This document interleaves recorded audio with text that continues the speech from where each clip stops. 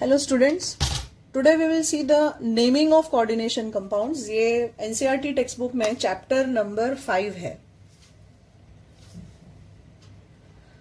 तो यहाँ पे मैंने कुछ कंपाउंड्स लिया है, ये आपको स्टेट बोर्ड में as well as NCERT text book में भी दिखेंगे। तो सबसे पहले इनका नेमिंग करने के लिए आपको ये जो लिगैंड्स होते हैं, ऑलरेडी आपने मेरा प्रीवियस वीडियो देखा होगा, तो उसमें बेसिक टर्म्स हैं कोऑर्डिनेशन कंपाउंड्स के। तो आपको पहले basic terms of coordination compounds देखना है और उसके बाद ही इस वीडियो को देखना है, तब आपको ये प्रॉपरली अंडरस्टैंड होगा।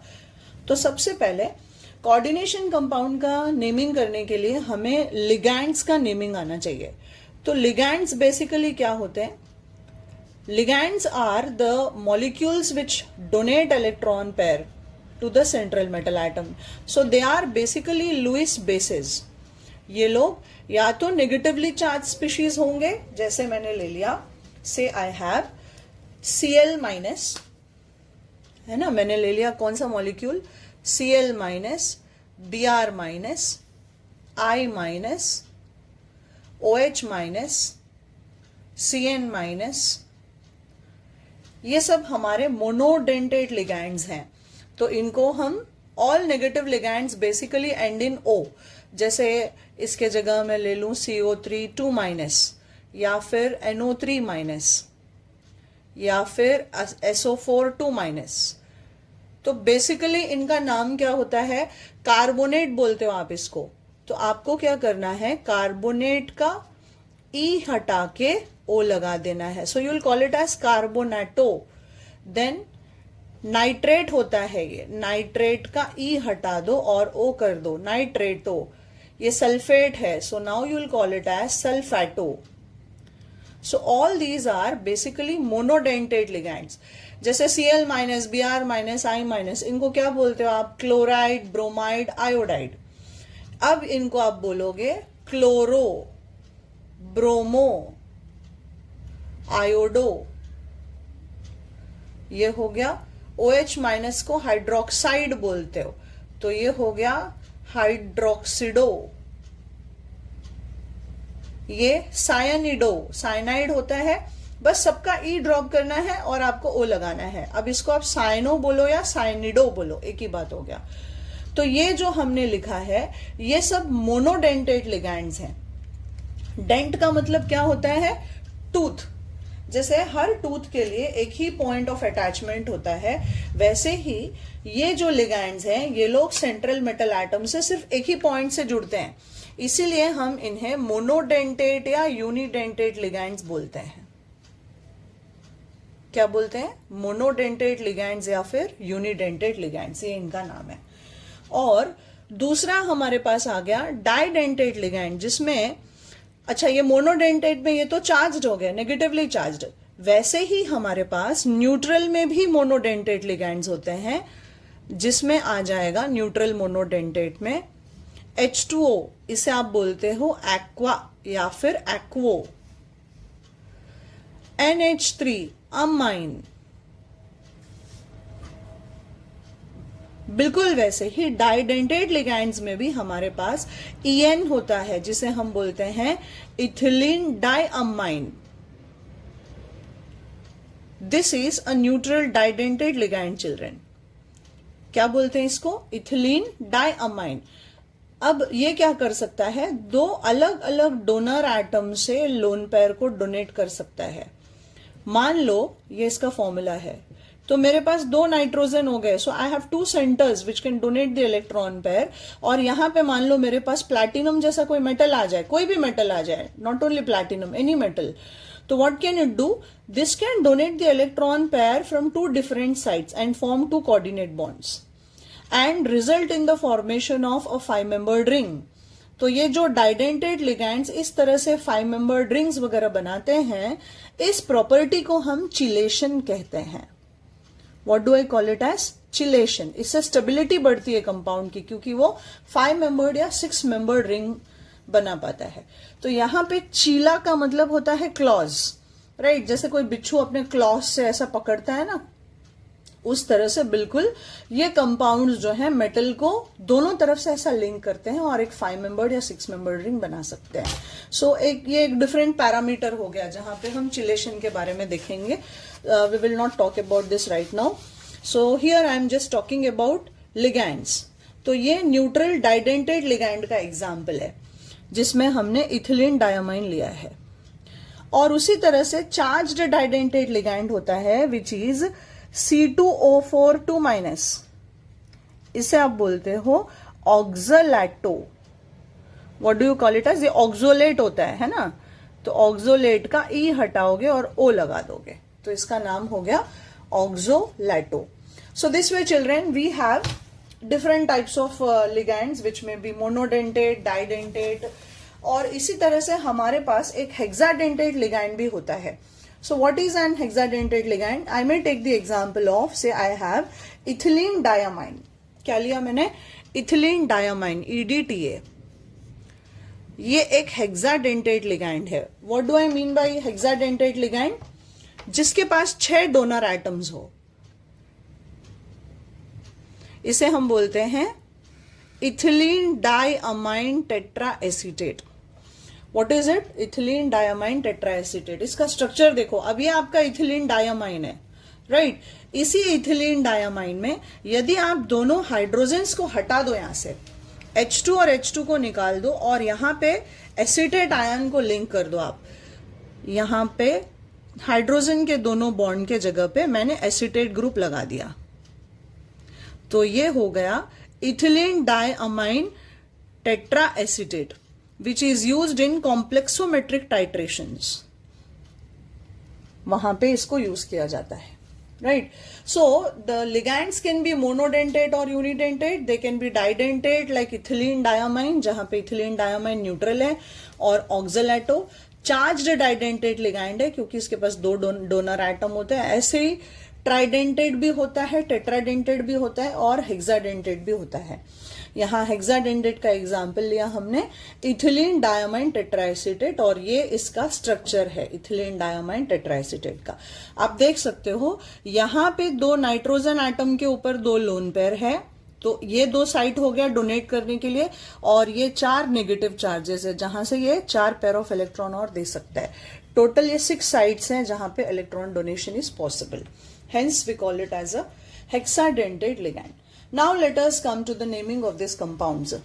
अब सबसे पहला रूल है, जैसे IUPAC के रूल्स होते हैं बच्चे लोग, वैसे ही इन कंपाउंड्स के नेमिंग का भी कुछ रूल्स होता है, जिसमें से रूल नंबर 1 ये होगा कि always the cation should be named first.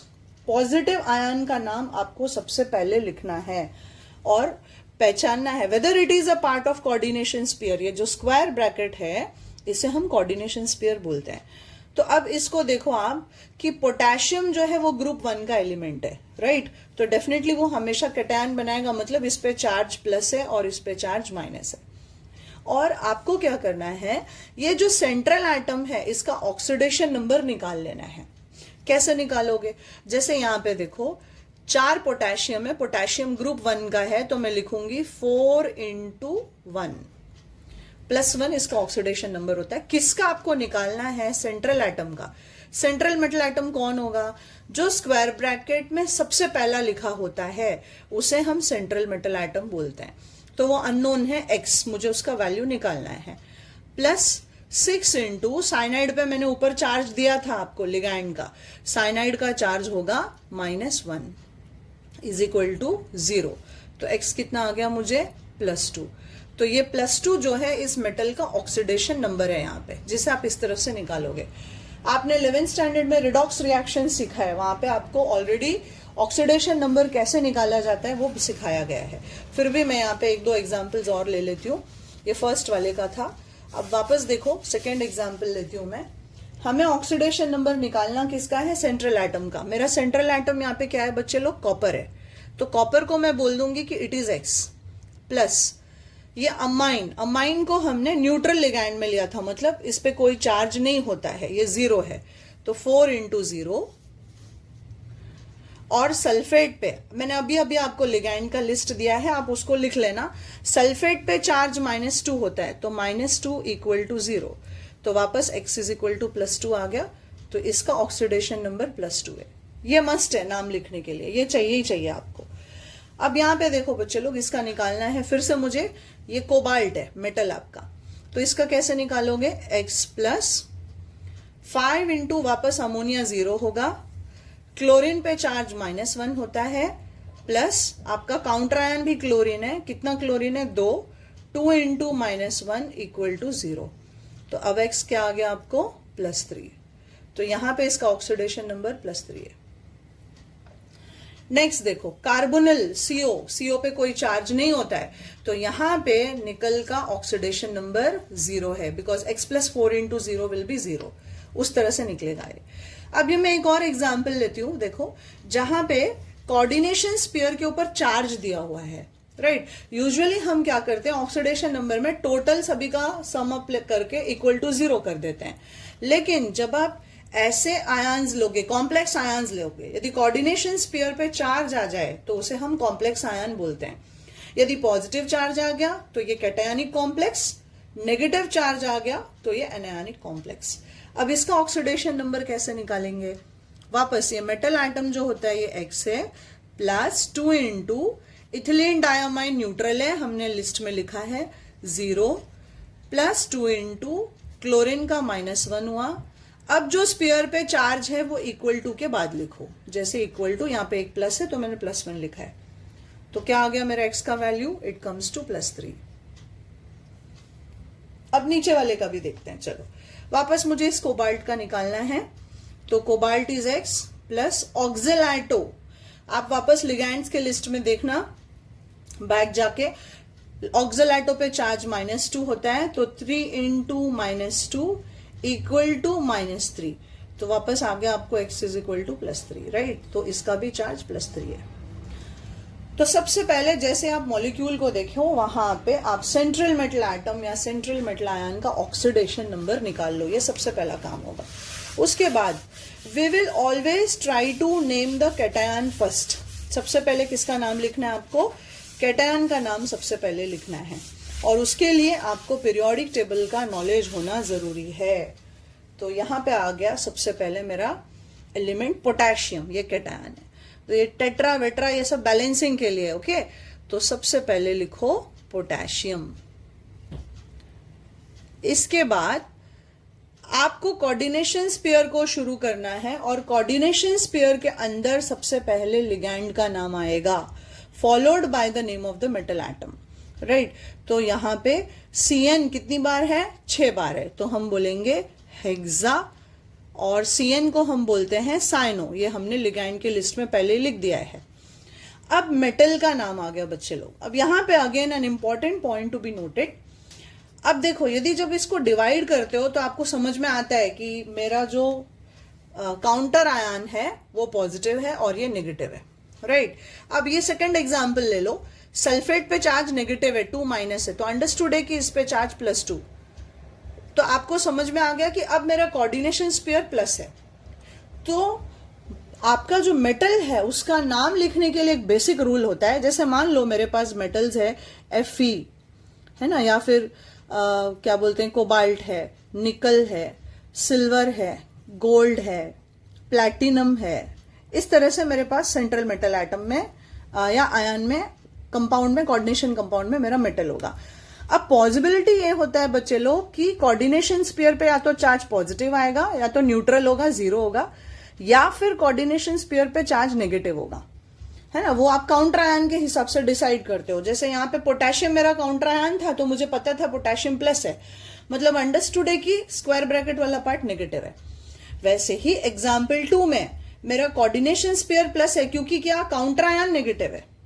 और एग्जाम्पल 4 में आप देख सकते हो कि ये न्यूट्रल कोऑर्डिनेशन कंपाउंड है, न्यूट्रल कॉम्प्लेक्सेस बोलते हैं। क्यों, क्योंकि यहां कोऑर्डिनेशन स्फीयर पे चार्ज मेरा 0 आ रहा है, ठीक है, ना ही ये प्लस है ना ही माइनस है। अब फिर इधर देखो, मैंने सीधा आपको काउंटर आयन दिया ही नहीं है, मैंने लिया एक में प्लस और एक में माइनस। तो ऐसे केसेस में आप क्या करोगे, मेटल का नाम डिपेंड करता है कि आपको कैसे लिखना है। यदि कोऑर्डिनेशन स्फीयर पे चार्ज आपको प्लस या 0 आ रहा है, तो मेटल का नाम जैसा है वैसे ही आएगा। जैसे Fe के लिए आयरन, CO के लिए कोबाल्ट, Na के लिए निकल, Cu के लिए कॉपर, फिर Ag के लिए सिल्वर आ जाएगा, Au के लिए गोल्ड आएगा और Pt के लिए प्लैटिनम आ जाएगा। लेकिन यदि कोऑर्डिनेशन स्पेयर पे चार्ज माइनस आ रहा है तो मेटल का आपको chemical name, Latin name use करना है। जैसे इसका फेरम, तो इसलिए हो गया ferrate. Cobaltate, the name of metal will come ending with 8। Nickel हो जाएगा निकलेट। सिल्वर को Ag अर्जेंटिनम होता है तो आप बोलोगे अर्जेंटेट। गोल्ड को ऑरेट, प्लैटिनम को प्लैटिनेट और कॉपर को क्यूप्रम बोलते हैं ना, तो नाम हो जाएगा क्यूप्रेट। इस तरह से आपको नाम लिखना है। तो ये लिस्ट आप कॉपी कर लेना, क्योंकि मुझे यहां पे अभी नाम लिखने के लिए स्पेस चाहिए, तो आई विल रब the content. Okay, so just copy the list, children, of these names, and if you still have any doubts, you can message me. I will definitely revert back. अब चलो वापस compound की तरफ आते हैं। अब ये लिस्ट में निकाल रही हूं। So, अब आप देख सकते हो यहां पे मेरा कोऑर्डिनेशन स्पेयर पे चार्ज नेगेटिव है, तो Fe का नाम यदि नेगेटिव आ रहा है तो कैसे आएगा? फेरेट। तो इसीलिए यहां नाम कंटिन्यूएशन में आ जाएगा फेरेट। और जो ऑक्सीडेशन नंबर निकाला आपने, क्या निकाला? +2। वो रोमन नंबर में नॉर्मल सादा ब्रैकेट में पैरेंथेसिस में लिखा जाएगा, ठीक मेटल के नाम के बाद।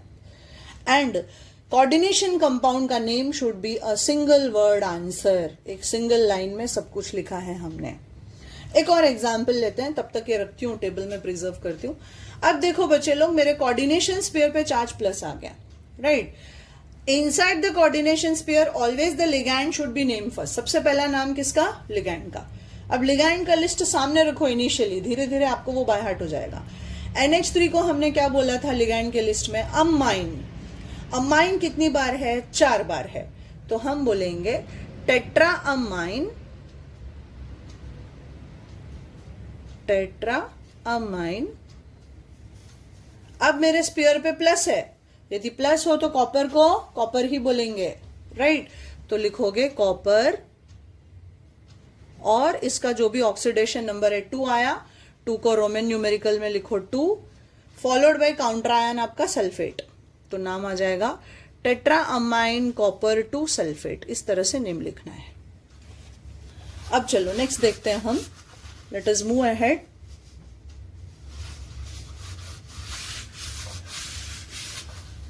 नेक्स्ट कंपाउंड मेरा हेटेरोलेप्टिक कॉम्प्लेक्स है। हेटेरोलेप्टिक कॉम्प्लेक्स क्या होता है बच्चे लोग? यदि मेरे कोऑर्डिनेशन स्पेयर के अंदर 2 या 2 से ज्यादा अलग अलग लिगैंड हो, जैसे अभी तक मेरा कॉम्प्लेक्स कैसा था, मेरे पास यहाँ 6 लिगैंड है और सबके सब साइनाइड है, ऐसे कॉम्प्लेक्सेस को हम होमोलेप्टिक कॉम्प्लेक्सेस बोलते हैं। यदि कॉम्प्लेक्स में रहने वाले सभी लिगैंड सेम हो तो होमोलेप्टिक, ये भी होमोलेप्टिक। अब आप देख सकते हो मैंने अलग अलग लिगैंड लिया, एक लिगैंड मेरा अमाइन है और एक क्लोरो है। तो यदि अलग अलग कॉम्प्लेक्सेस हो, सॉरी कॉम्प्लेक्स में अलग अलग लिगैंड हो, तो उसे हम हेटेरोलेप्टिक कॉम्प्लेक्स बोलते हैं। जैसे ये भी हेटेरोलेप्टिक है, ये भी हेटेरोलेप्टिक है, और एग्जाम्पल 4 और 7 जो है वो होमोलेप्टिक कॉम्प्लेक्सेस है। सो इस तरह से आपको कॉन्स्टेंटली रिवाइज करते रहना है। अब यदि हेटेरोलेप्टिक कॉम्प्लेक्स आ गया तो नेमिंग का रूल क्या होगा? अब आप लिगैंड्स को देखो बच्चे लोग, आपके पास 2 अलग अलग लिगैंड है। What are the ligands? You have amine and chloro, right. What are the 2 ligands I have? Amine and chloro. Alphabetically पहले कौन आता है? अमाइन पहले आता है, तो उसका नाम पहले लिखना है आपको। अमाइन कितनी बार है? 5 बार। तो I will say penta amine, फिर Cl क्लोरो, सबसे पहले लिगैंड का नाम है ना, कोबाल्ट मेटल का नाम आ जाएगा। उसके बाद ऑक्सीडेशन नंबर +3, इसको रोमन न्यूमेरिकल में सादा ब्रैकेट में लिखना है, followed by counter ion. Counter ion क्या है? Cl-, तो इसको बोलोगे क्लोराइड। ये इसका नाम हो गया। नेक्स्ट वाला लेते हैं। अब लिगैंड आपका CO क्या होता है? कार्बोनिल होता है। लिगैंड के लिस्ट में डाल देना इसको। यदि स्क्वायर ब्रैकेट में सबसे पहले CO लिखा हो तो वो डेफिनेटली मेटल होगा और CO कोबाल्ट होता है। लेकिन यदि स्क्वायर ब्रैकेट में मेटल के बाद CO लिखा हो मतलब वो लिगैंड है और उसे हम कार्बोनिल बोलते हैं। ये न्यूट्रल मोनोडेंटेट लिगैंड है, इस पे कोई चार्ज नहीं होगा। तो अब कार्बोनिल कितना है मेरे पास? 4 है, तो हम इसे बोलते हैं टेट्रा कार्बोनिल निकल 0। रोमन में 0 का 0 ही है, कोई दूसरा सिंबल है ही नहीं उसके लिए, so you'll just right 0 here. ऐसा रूल क्यों बनाया बच्चे लोग? क्योंकि in the later lectures you will see that we will try to write the formula of the compound from the names। तो जब मैं नाम देखूं तो मुझे समझ में आ जाना चाहिए कि भाई हाँ मेरा कोऑर्डिनेशन स्फीयर पॉजिटिव है या नेगेटिव है। तो कैसे पता चलता है? जैसे कॉपर है तो अंडरस्टूड है, ये क्यूपरेट नहीं है मतलब मेरा कोऑर्डिनेशन स्फीयर पॉजिटिव है। फेरेट है मतलब मेरा कोऑर्डिनेशन स्फीयर नेगेटिव है। तो वो हमें वाइस वर्सा करने के लिए कुछ रूल सेटअप किया गया है कि देखते ही हमको समझ में आ जाए कि क्या चीज है ये। अब चलो नेक्स्ट कंपाउंड देखते हैं हमारा। अब मेरे पास लिगैंड्स है, ये हेटेरोलेप्टिक कॉम्प्लेक्स हुआ बच्चे लोग, जहां पे मेरे पास अमाइन है, क्लोरो है, एक्वा है। तो अल्फाबेटिकली पहले क्या आएगा? अमाइन आएगा कि एक्वा आएगा? अमाइन आएगा ना, क्योंकि दोनों में ए शुरू होता है बट सेकेंड लेटर एम है और उसका सेकेंड लेटर क्यू है, तो अमाइन पहले आएगा। So you will say di amine, di amine, di aqua, aqua बोलो या एक्वो बोलो दोनों चलता है, डाई क्लोरो। अल्फाबेटिकल ऑर्डर में जाना है मुझे, डाई का डीवी नहीं देखना है। मैंने क्या देखा? AM AQ और फिर C। So di amine, di chloro, sorry di aqua, di chloro. अब मेरा CO क्या है? कोबाल्ट। ऑक्सीडेशन नंबर क्या आया बच्चे लोग? यहाँ पे 3 आएगा, आप चेक कर लेना, मैंने इतने सारे बताया है 3, and Cl is called as chloride. So this is how you name it. Come on, let us see the next 2 molecules where the compounds are complex ions. इन पे कोई चार्ज वगैरह नहीं है, तो इनका नेमिंग हम कैसे करेंगे? Let us see that. अब यदि आपके पास न्यूट्रल डाइडेंटेट लिगैंड है, जैसे इथिलीन डायमाइन, मैं न्यूट्रल डाइडेंटेट लिगैंड स्पेसिफाई कर रही हूं, या न्यूट्रल ट्राइडेंटेट लिगैंड हो, तो हम डाई ट्राई के जगह बिस ट्रिस यूज करते हैं। तो जैसे यहां पे ये इथिलीन डायमाइन है तो 2 को हम बोलेंगे बिस। इथिलीन डायमाइन ई से आता है, उसके पहले क्लोरो आएगा, तो नाम होगा डाई क्लोरो, उसके बाद बिस। मतलब ये बिस बताता है कि लिगैंड मेरा न्यूट्रल है। अब लिगैंड क्या है? Ethylene diamine.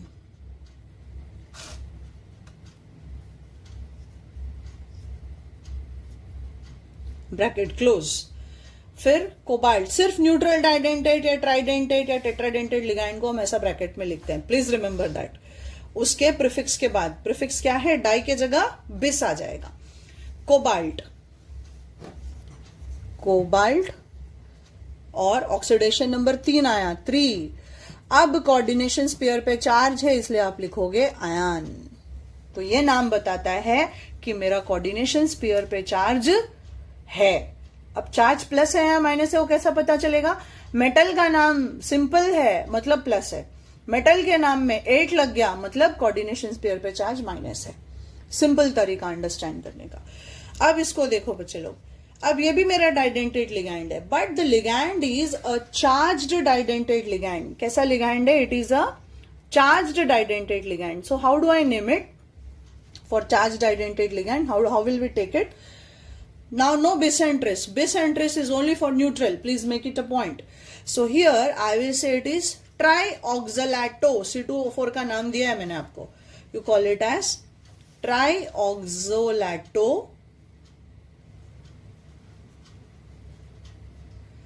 कोबाल्ट। अब स्फीयर पे चार्ज नेगेटिव है तो कोबाल्ट क्या हो जाएगा? कोबाल्टेट 3 ऑक्सीडेशन नंबर, और फिर आ जाएगा आयन। तो आप देख सकते हो ये कोबाल्ट था, ये कोबाल्टेट है। 8 है मतलब स्फीयर पे माइनस है, सादा नाम है मतलब स्फीयर पे चार्ज पॉजिटिव है। So this is how we do the naming of compounds, children. Please go through it, and still if you come across any examples or you find any difficulty in naming the compounds, please feel free to send your doubts, and based on that I will try to make one more lecture based on the naming of compounds. Thank you.